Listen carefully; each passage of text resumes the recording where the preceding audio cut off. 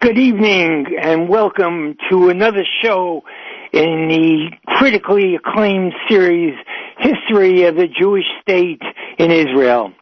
I am Dr. Robert Wolf and I am joined with Dr. Sheldon Hirsch and Ari Fries. We are grateful to all the positive responses to this series, including one from President Joe Biden. And we are planning to provide in the future easy access to everyone with the facts and figures from this series once it is concluded in a few months. It is critically important that people can easily have available true facts and data related to the creation and maintenance of a Jewish state in Israel. The best and most effective antidote to today's rampant anti-Semitism are facts and figures which contradict the evil anti-Semitic lies and provide an honest and true education as to actual events. We have consistently reported the fact that Jews lived and had a state in Israel for about 1,400 years. I repeat, for about 1,400 years, from the time Joshua crossed over the Jordan River to the destruction of the Second Temple and the razing of Beitar in 135 CE. We have noted that Muhammad was not even born until 571 CE, about 450 years later, and Islamic armies did not conquer parts of Israel until 633 CE. That process limited the Jewish presence in Israel and left a minority presence of Jews for the first time in over 2,000 years. But let us now take a brief step backwards to look at Jewish chronology in Israel prior to 633 CE. Matan Torah, the giving of the Torah, occurred in the 6th of Sivan in 2448 BCE. Something that you might want to note. Joshua and the Israelites crossed the Jordan River on the 10th of Nisan in 2488 BCE. Joshua continued to lead the Israelites for another 14 years, which included 7 years of conquest and 7 years of apportionment of the land. The period of Judges leading the Jewish people with the guidance of the Sanhedrin followed, and King David reigned from 2884 to 2924 BCE. King Solomon followed and built the first temple in 2928 BCE. The temple stood for 410 years. A total of 850 years went by between the Jewish entry into Israel and the destruction of the first temple by Nebuchadnezzar in the 2nd year of his reign in Babylonia and the 11th year of the reign of King Tzidkiyahu in Judah. As we noted in last week's show, yearly dates are sketchy, and dating is always in terms of the years of the kingship of the residing king. Ultimately, the Babylonian exile took the Jewish people to Assyria, Upper Mesopotamia, and Media. It lasted about 70 years. About 52 years after the destruction of the first temple, the armies of Darius the Mede defeated the armies of Belshazzar. Darius the Mede was succeeded by King Cyrus, and 42,000 Jews followed Cyrus to rebuild the temple and return to Jerusalem. Unfortunately, objection and opposition by the Samaritans caused a 15-year delay in rebuilding the temple. However, Darius the Persian ultimately allowed the rebuilding of the Holy Temple. By the time the Second Temple was rebuilt, over 2 million Jews were already living again in Israel. It is now 516 BCE.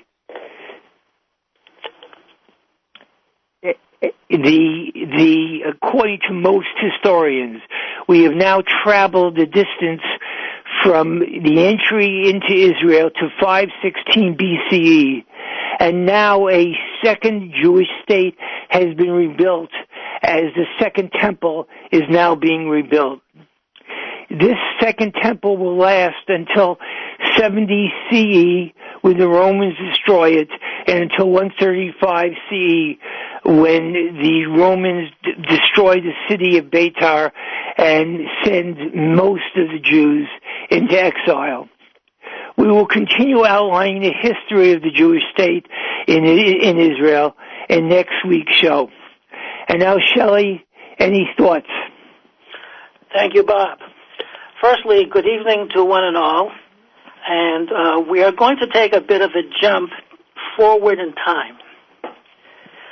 When discussing matters relating to the Holocaust, in nearly all cases, the spotlight of guilt shines directly on the Germans, who are justifiably identified as the evildoers, the devils who carried out the extermination of 6 million Jews, and rightfully so. However, what often remains untold, if not entirely hidden from view, is the role played by non-Germans in the annihilation of European Jewry. As discussed in an earlier presentation, anti-Semitism has been widespread throughout Europe for hundreds of years, but a particularly virulent strain existed in Poland. Hatred of the Jews was deeply embedded within the Polish mindset for many, many centuries. Verbal and physical attacks upon Jews were quite common, and then, of course, the occasional pogrom would soon follow, leading to untold suffering for those Jews who happened to be in the wrong place at the wrong time. But for many of the local citizenry, Jewish suffering often brought shouts of pride and joy, and on occasion, even financial reward. There was a profit to be made by turning Jews over to the Nazis or simply killing them. In February of 2019, Israel was to sponsor an international summit in Jerusalem that was ultimately canceled because of a diplomatic row, a heated argument that arose between Israel and Poland over issues relating to the Holocaust. Shortly before the summit, Israeli Foreign Minister Yitzhak Katz accused the Poles of having a long-standing hatred of Jews, an accusation that resulted in the then Polish Prime Minister calling these remarks racist. On February the 17th, 2019, Katz spoke without the slightest hint of hesitation, saying that there were many Poles who assisted the Nazis, and that the Poles suckle anti-Semitism from their mothers' breasts, thus quoting an earlier statement made by former Israeli Prime Minister Yitzhak Shamir, who was well known for the kind of unabashed anti-Polish sentiment often voiced by Holocaust survivors who were witness to and or victimized by Poles prior to and during the Holocaust. Such words are unacceptable, not only in diplomacy, but also in the public sphere, replied the Polish Prime Minister. The Poles suffered the most alongside Jews and Romas, gypsies, tweeted the Polish Prime Minister. Poland then announced that it would not attend the summit in Israel. Now, no one can deny that there were some caring and decent Poles who risked their lives, as well as the lives of their families, to help save Jews. But these gallant individuals were exceptions. They were few and far between. In truth, there were many Poles who were instrumental in turning Jews over to the Nazis, not only out of outright hatred, but for capital gain as well. For many Poles, it was a surefire way to obtain money. food, alcohol, and the biggest prize of all, taking ownership of all that belonged to their Jewish neighbors, be it houses, furniture, jewelry, and anything left behind by Jews who happened to be in hiding, Jews taken from their homes to ghettos and extermination centers, or those Jews killed at or near their own homes. Now, in his telling work Fear, Anti-Semitism in Poland After Auschwitz, Jan T. Gross writes, given their pariah status under the Nazis, Jews were taken advantage of by the surrounding population in a multitude of transactions. But property transfer from Jewish to Polish ownership was marked not only by opportunistic exploitation, but also by outright plunder associated with mass killings of Jews by the German occupiers. Says Gross, and I quote, Jews were also directly murdered by Poles who wanted to acquire their property. Murder sites were also dug up by Poles after the war in search of valuables. The local population sifted through Jewish ashes, dug up mass graves where Jews were slaughtered, hoping to find jewelry or money Jews may have hidden on their person. Adds Gross, scouring concentration camps and killing sites, Poles sought out decomposing bodies, looking for skulls, which they carried home where they searched for tooth caps made of gold. Poland is obviously very sensitive to its being portrayed as a perpetrator, an indispensable aid to the Nazis when it comes to the mass murder of 6 million Jews. Yes, their activities can cast doubt on their purported victimhood. Well, that's too bad. No one can argue that Poland did not suffer at the hands of the Nazis, but it so happened that the Nazi invasion of Poland proved to be both a disaster and a blessing for the Polish people. The invasion paved the way for Poland to finally rid itself of the nearly 3.5 million detested and unwanted Jews whose presence was a constant source of outright dismay and anger that consumed Polish society at large. Jews were detested. Jews were seen as unwanted foreigners, and perhaps even more desirable was the added plus of not only being able to rid themselves of unwanted Jews, but the golden opportunity for many a Pole to confiscate all that belonged to the abhorrent Jews in their midst. So, let us return to 2019 once again. Senior Polish officials and the U.S. ambassador in Poland demanded Israel apologize for the offensive comments which led Warsaw to pull out of the Jerusalem summit. Poland's prime minister accused Israel's foreign minister of racism by speaking the truth. The truth is, this case clearly hurts as it portrays Poland in a light that few could ever have imagined. In this diplomatic row over the Holocaust, the international summit in Jerusalem was canceled. Now, Matusz Morawiecki, the prime minister, withdrew his country's involvement in the summit, saying that Katz's remarks were unacceptable. Not only can we not accept such racist comments, he said, but with all our strength we want to stress that we will fight for historical truth, for the honor of Poles. After reading the prime minister's words, I could not help but first cringe and then laugh with nothing but utter contempt. A laughable rather than pathetic statement, to say the least. So I think that gives us a fairly decent look into how life was for the Jews living in Poland at the time.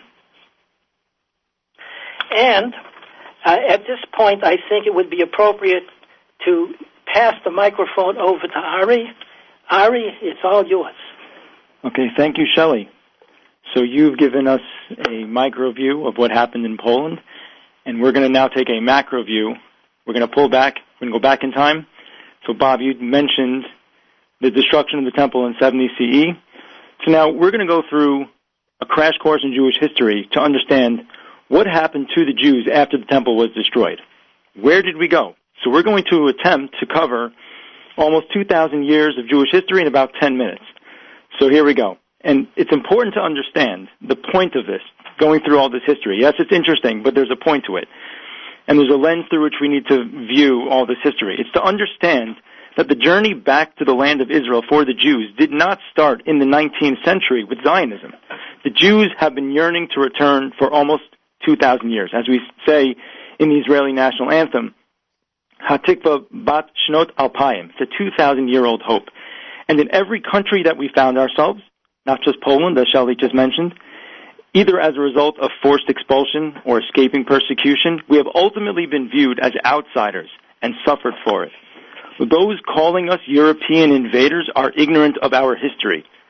The lens through which we need to view the history I will now warp through is that despite the Jewish people having lived all across the globe, we have always only ever had one home, Israel. So, after the destruction of the temple in 70 CE, Jews became a minority in their homeland. It's important to understand that during the destruction, Jews were already living in Persia, Babylon, because of the Babylonian exile, which is now modern-day Iraq, the Arabian Peninsula, Saudi Arabia, Yemen, Oman, Mediterranean Europe, so Greece, Italy, Croatia, Syria, and North Africa. There were 97,000 captives sold into slavery by the Romans, with 30,000 taken to Carthage, which is now modern-day Tunisia. Many of the Jewish people in Israel fled to modern-day Iraq and also northern Africa, so again, Egypt, Libya, Tunisia, Algeria, Morocco. But mostly, if you're imagining Israel on the map, most went northwest to countries around the Mediterranean, Spain, France, Italy, Greece, Cyprus, and Turkey. And in later years began to head north to France, Belgium, Holland, and Germany, Austria, Bulgaria, Bosnia. 60 years after the destruction, so 132 to 135 CE, there was a second revolt led by Bar Kokhba. He fails to defeat the Romans and reestablish Jewish political authority over the land. Now, that wouldn't happen until 1,800 years later, 1948. So what Bar Kokhba was trying to do in 132 CE was what Israel accomplished in 1948, reestablishing Jewish authority over the land. Jews at that point in time moved to the Galilee region in northern Israel after the Romans barred Jews from Jerusalem, which they also named Aelia Capitolina. The Galilee, interestingly enough, is where the Mishnah was written. Now, the Roman Emperor Hadrian was incensed by what this Bar Kokhba did, so he renamed Judea Palestine. We're going to talk next week about Palestine and the history, but it's important to note that this is the first time in history where the land previously known as Judea is now named Palestine, which was an attempt to sever the tie between Jews and the land. There are other decrees against Judaism, such as forbidding circumcision. But important to note, the Romans had killed over 1 million Jews, and at this point in history, there are no Muslims yet because Islam does not exist yet. And there are still Jews living in the land of Israel.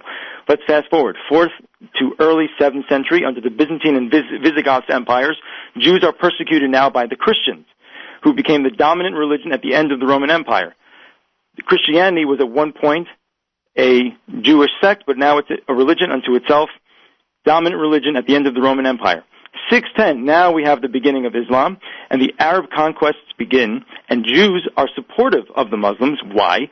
Because the Muslims are only forcibly converting Christians and other polytheists.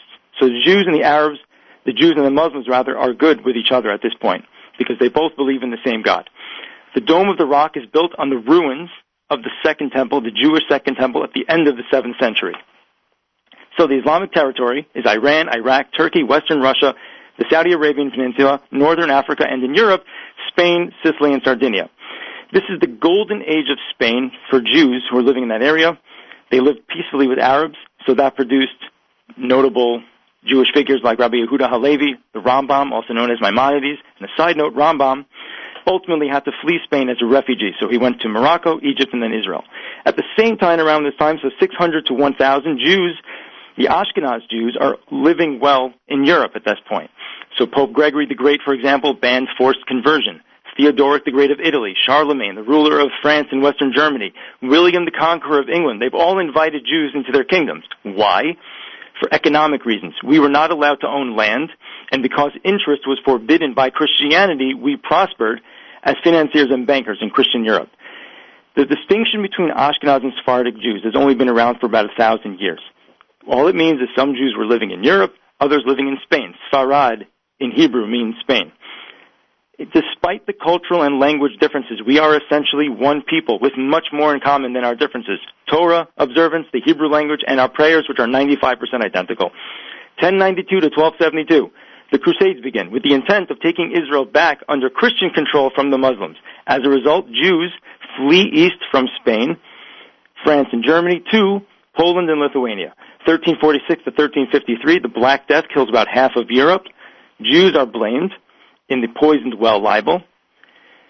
Killings and torture spread throughout Spain, France, and particularly Germany, which leads to a large migration of Jews to Poland and Lithuania from Germany, Austria, and Hungary. Poland, interestingly enough, despite their recent history, at that point in the 13th and 14th centuries, invited the Jews into their midst. And during the 15th century, the population went from 15,000 to 150,000. Around this time, Jews are relegated to ghettos, which started in Spain and Portugal, and they existed throughout all of Europe, for example, in Venice, Rome, Prague, Barcelona, and Madrid. 1492, we have the expulsion from Spain. 16th century, the Polish-Lithuanian Commonwealth, which included Poland, Lithuania, Belarus, and Latvia, parts of Ukraine and Estonia, and part of present-day Western Russia. Now, they had migration policies which were favorable to Jews at that time, which led eventually to being the largest Ashkenazi population of Jews in the world. By 1764, there were about 750,000 Jews at that point. Now, in the early 17th century, about half of the world's Jewish population lived in the Polish-Lithuanian Commonwealth. 1648 to 1654, we have the Khmelnytsky uprising in Ukraine. Cossacks and peasants rebelled against Polish rule, which led to the Ukrainians killing between 40,000 and 100,000 Jews, although there are estimates which are higher. At the end of the 18th century, the Polish-Lithuanian Commonwealth collapses and is absorbed by Russia. So at this point, what that means is that affects 900,000 Jews who are living now in Russia who are not wanted in Russia, which leads to the beginning of the 19th century seeing many pogroms across all of Russia, which led to a migration of Jews to Western Europe and the U.S. So here's some numbers. 2 million Jews to the U.S., 200,000 to Great Britain, 100,000 to Canada, 40,000 to South Africa, and 300,000 resettled elsewhere in Europe, all escaping persecution in Russia. 1881 to 1914, that's the first and second Aliyah. That's 30 to 40,000 Jews moving to what's called at that time Ottoman Palestine, and bringing it full circle back to Israel. 1897 is when we see the first Zionist Congress chaired by Theodor Herzl in Basel, Switzerland, where the almost 2,000-year-old yearning to return to the land of Israel, I mentioned first, that became a political movement which we now know as Zionism, with the goal of reestablishing a Jewish state, our right to self-determination in our ancestral homeland. So I'm going to turn it over to Bob. Any final thoughts? What's so fascinating, both of your presentations reinforce the notion of how we as Jews have always loved the land of Israel and have done everything possible to live in the land of Israel and created a state after state there so that we could live in peace and serenity and brotherhood, despite efforts by nations of the world to rip us away from the land of Israel and destroy us and create all kinds of barriers to that happening. But we persevered. We constantly persevered. But the notion that somehow the Israel of 1948 is a colonialist experience is just silly, is plain silly based on history. We have always loved the land of Israel. We've always had a state in the land of Israel when we were allowed to, when the different nations of the world allowed us to.